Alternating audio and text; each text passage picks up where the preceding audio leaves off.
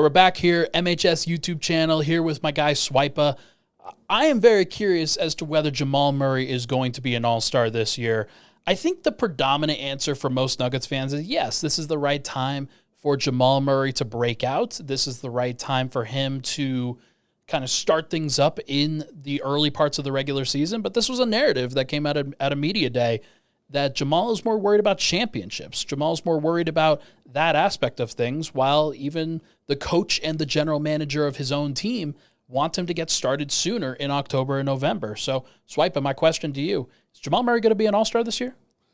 I think the easy answer is yes. Okay. I think the easy answer is yes because he has to be. I think Jamal Murray has moved into a place where he went into a playoffs versus decent competition and averaged 26, 5, and 7, 39% from three, 40%, over 90% from the line. Question. Oh, that's interesting. How many players have ever done that? No, that's interesting. Ooh, it's a good question. Probably not that many. I know how many. Okay, how many? It's Larry Bird. Mm-hmm. So, again, let me be clear. I'm going to say it again. Players to average 25, 5, and 5 on 39% from three and 90% from the line for an entire playoff run. There's 3 players ever.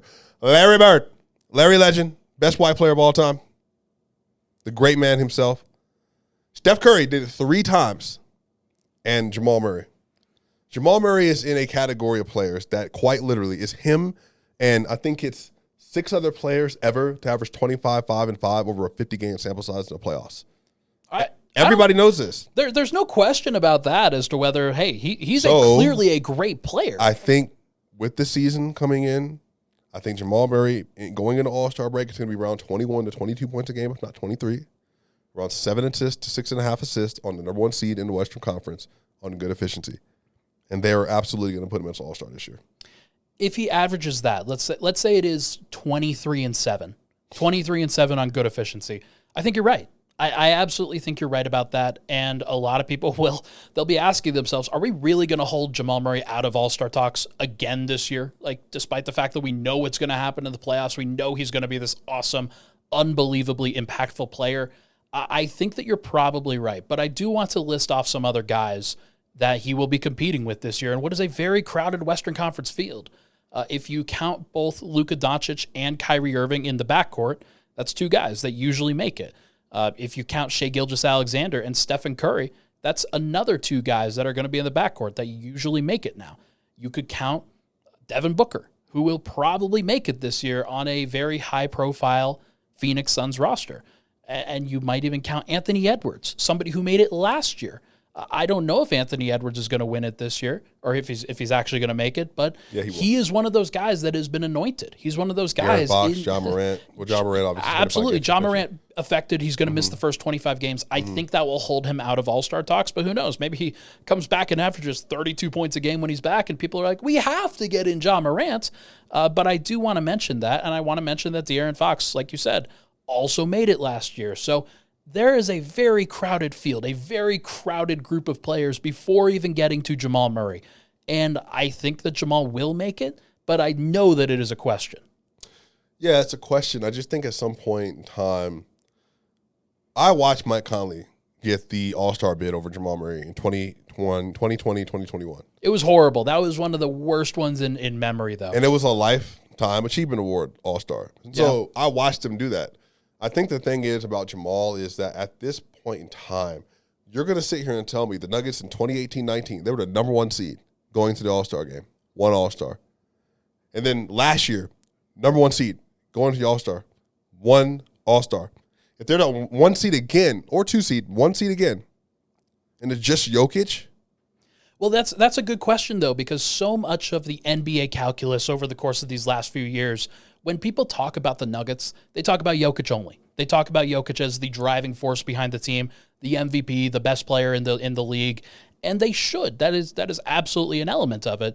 But what people often miss when talking about the Nuggets and the 2-man game, the best version of Denver's offense, it is that Jamal Murray is an equally awesome member of that 2-man attack. Yep. And what he does helps drive Denver's success too. So there's also the question of, hey, is Aaron Gordon going to cut into some of that all-star discussion like he did last year? is Michael Porter maybe going to cut into some of that all-star discussion if he has a Porter breakout? does what he did without Jamal. Then that year when he was healthy, for sure. So there's at least the possibility that these guys kind of cannibalize each other's level of impact. Bro, we watched the Atlanta Hawks get 4 All-Stars in there. True. We watched the Detroit Pistons get 4 All-Stars in there. True. They got awarded for being number 1 seeds. Yeah. The Utah Jazz got it. They got 3 All-Stars. Yeah. They got Conley, Mitchell, and Rudy Gobert being the number 1 seed. The Bucks, they're going to have Dame. They're going to have Giannis. They might have Drew. Oh, or not Drew. Chris Middleton. Yeah. And then Brook Lopez got consideration last year. Mm-hmm. They could have 3. The Boston Celtics. Kristaps, if they're a number 1 seed next year, Kristaps is averaging 19, 7, 1.5, and 1. They might have 4. With Drew. Yeah. So and they have 3 All-Stars on the roster right now, and then it could be Kristaps. So my whole thing is, all these other teams that are in the Nuggets tier, Bradley Beal, Booker, Kevin Durant, 3 All-Star game candidates. The Nuggets got 1.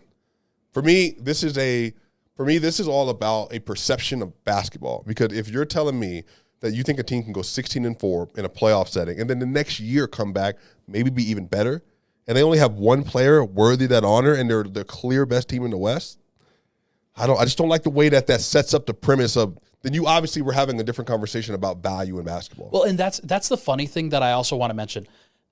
Nikola Jokic should have won a 3rd MVP last year, entirely because he was seen as the only guy that was worthy of an All-Star choice. On the best team in the West. On the best team in the West. He had 1 All-Star.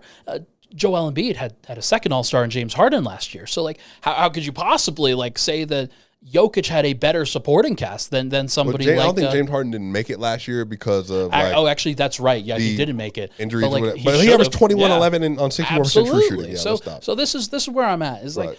A lot of these teams, because of how much depth there is in the NBA, you're always going to look at the first options on these teams and wonder, hey, should that guy be an all-star?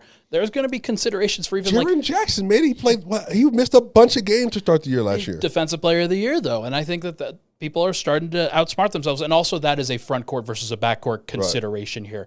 But I'm just of the mind. They moved DeMar DeRozan to a guard, bro. And you're right. No, they have a lot of question marks. Who are they? Who are the Bulls last year?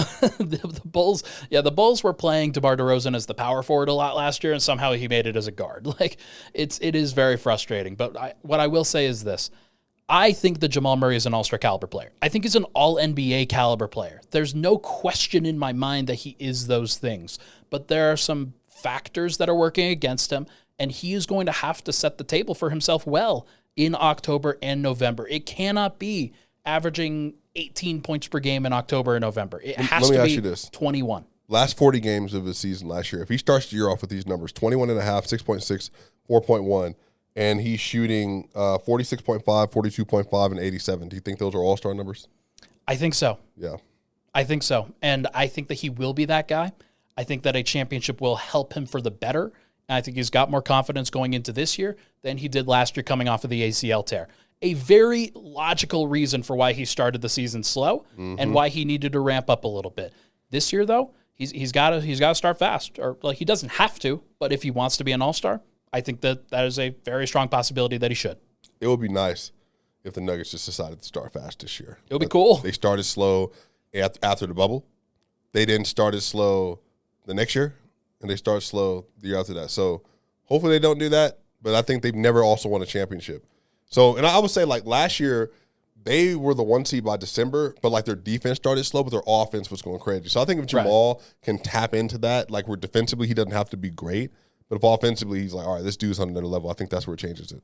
We will see what happens, but I am very curious to see what he does at the beginning of this season and throughout. If you want to follow more of our work over at Mile High Sports, make sure to check out the YouTube channel and subscribe down below. From Swipa and I, thank you so much, everybody, for tuning in. We'll see what happens this season.